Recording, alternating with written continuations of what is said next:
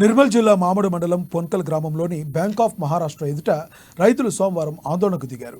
ప్రభుత్వం రైతులకు చేసిన రుణమాఫీ సొమ్ము పూర్తిగా రైతుల ఖాతాల్లో జమ కాకపోవడంతోనే ఈ ఆందోళన చేపట్టినట్లు రైతులు పేర్కొన్నారు. ఈ విషయమై మేనేజర్ను వివరణ కోరగా సాంకేతిక సమస్యతో అలా జరిగిందని వివరణ ఇచ్చారు. ఉన్నతాధికారుల దృష్టికి తీసుకెళ్లి సమస్య పరిష్కరిస్తామని హామీ ఇవ్వడంతో రైతులు శాంతించి ఆందోళన విరమించారు.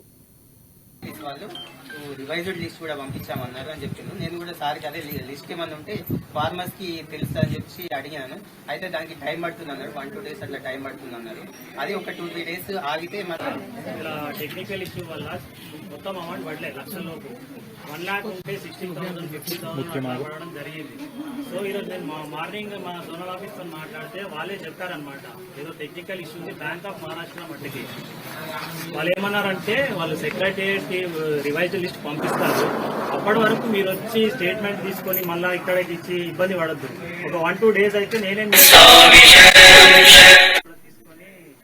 చెక్ చేస్తున్నాను. సో 1-2 days ఓకే పట్టి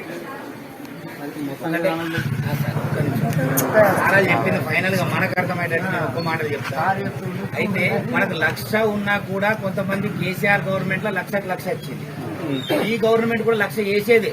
కానీ బ్యాంకుల ఇష్యూ తోటి అంటే ఈ ప్రభుత్వం ఏం లోపం లేదు, బ్యాంకులు పంపించిన లిస్టు టెక్నికల్ ప్రాబ్లం తోటే జరిగింది.